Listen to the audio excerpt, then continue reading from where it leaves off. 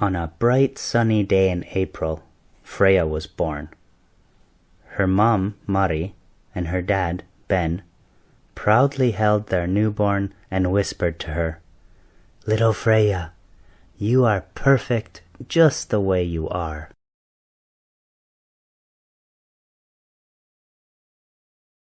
Freya, her family and fellow villagers were wee dragons and belonged to the Wee tribe. Although they breathed fire, these dragons were peaceful and kind. Freya was a happy little dragon with many wee dragon friends.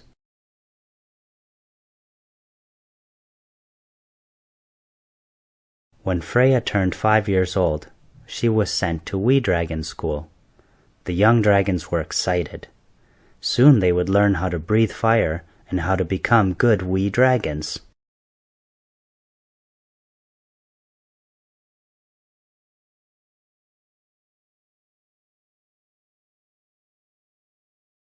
The teacher, Madame Daisy, showed the class pictures of the moon, sapphire, and sun dragon tribes. They were all lovely dragons, and very friendly also.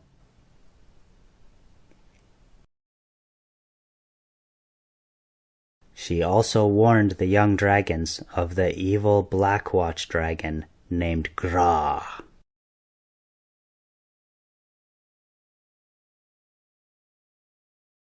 When the day finally came for the young dragons to learn how to breathe out the fire in their bellies, Freya was so excited.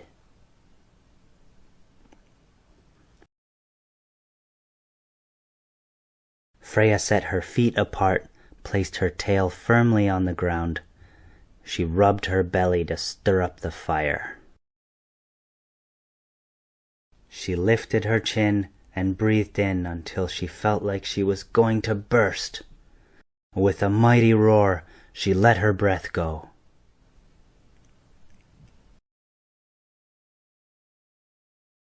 Chunks of snow and shards of ice flew out of her mouth, covering the ground with a layer of snow and ice. "What have you done?" cried Madame Daisy.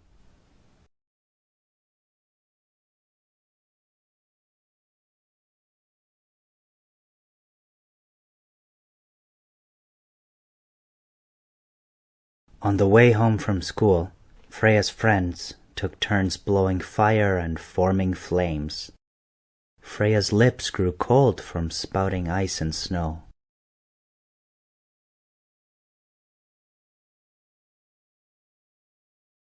When Freya arrived home, she went straight to her room. She lay down on her bed and sobbed. "Mom, I am different from all my friends. When it was my turn to breathe out fire, ice and snow came out instead." Freya's mom smiled gently. "Tomorrow we will go see Dr. Good in the big city.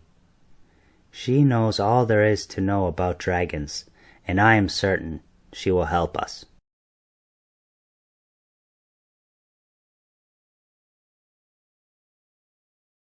The very next day, Freya and her mom walked to the big city. They arrived at the doctor's office feeling tired and anxious.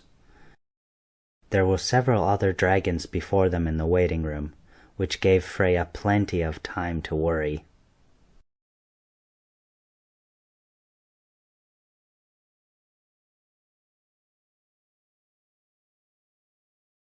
Finally, it was Freya's turn. Dr. Good was a kind doctor. She took lots of time to examine Freya. She checked her height and her weight. She looked in her throat, checked her ears, poked her tummy, and tested her blood, which was a normal shade of green.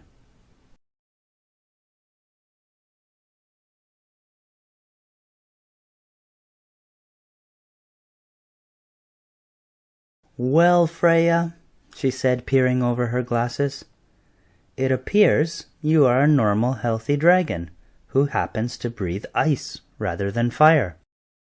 You must be related to great dragon Saha from Lapland. I cannot change this about you, and I think you are just perfect the way you are.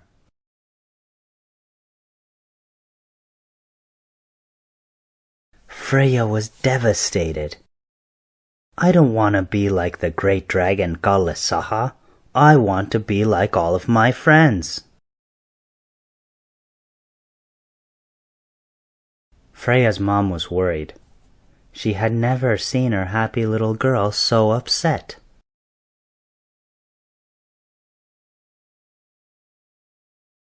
Freya did not say a single word all the way home.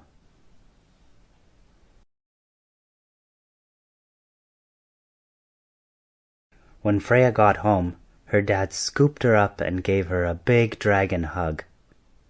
How did things go today? Freya burst into tears. Daddy, I am the way I am, and the doctor says I will always be this way. Oh, Freya, you're perfect just the way you are.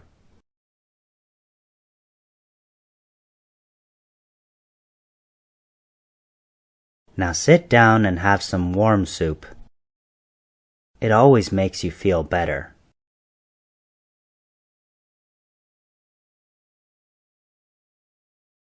The next morning, when it was time to go to school, Freya packed an extra warm sandwich and all of her dragon comic books in her backpack.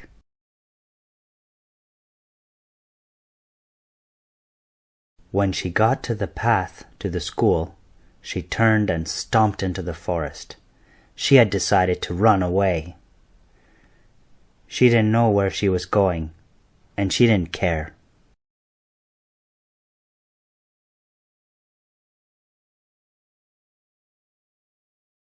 Freya walked until her feet were sore and her tail was tired.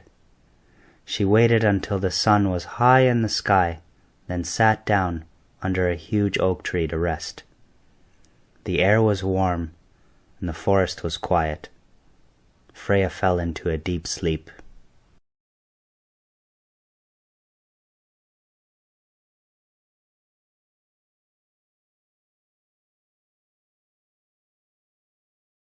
She was abruptly awakened by the earth pounding beneath her.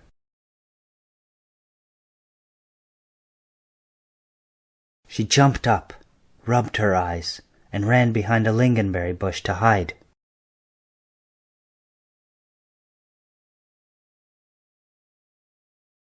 The pounding grew closer and closer. It was heading straight for Freya. Suddenly, the stomping heavy footsteps stopped.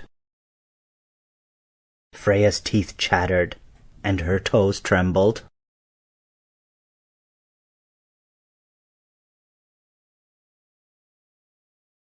Her eyes were at the same height as a pair of humongous knobby knees. Freya looked up, past a massive belly, to a very long neck.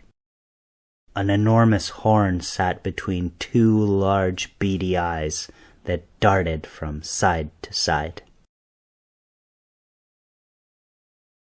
Two massive wings flapped up and down, and flames flickered in the nostrils. Freya's little body shook. She was terrified. It was Gra, the evil dragon, and he was really fierce and evil.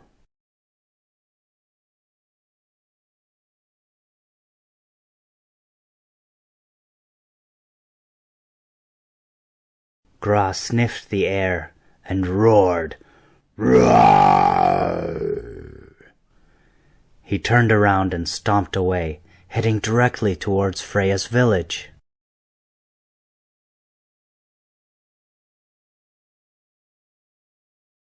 Freya took off for home as fast as her short little legs could carry her.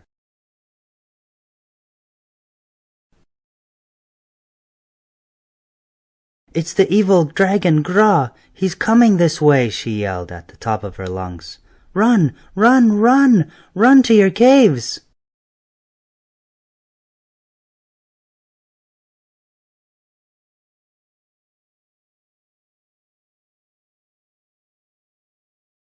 The dragons dropped everything they were doing and ran into their caves.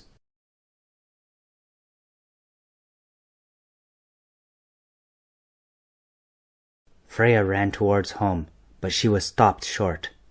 Gra's heavy foot had landed on Freya's tail.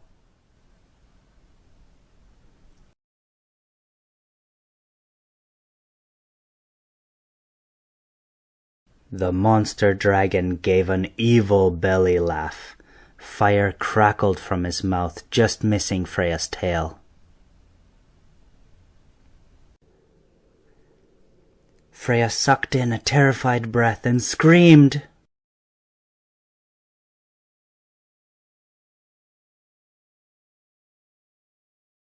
Snow and icy cold water flew out of Freya's mouth. Gra's fire disappeared in a huge puff of frost. Gra's eyes glowed in shock.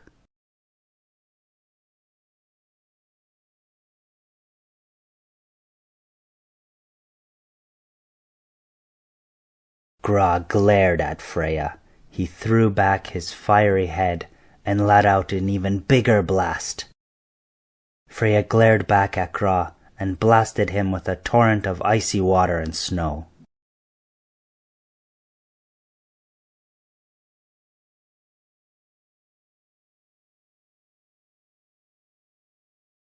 Gra stared in disbelief at little Freya, with eyes the size of dinner plates. Who is this little nobody who dares to mess with me?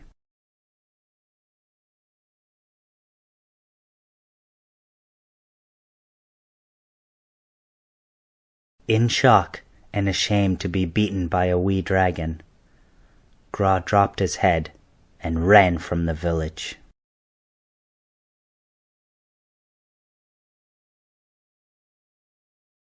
The entire village had been watching in horror. All at once, the entire village ran out of their caves.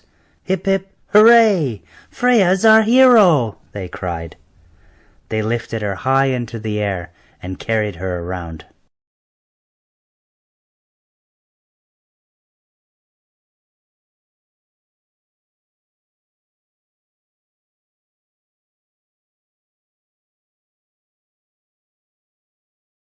That evening, there was a great celebration, and Freya was the guest of honor.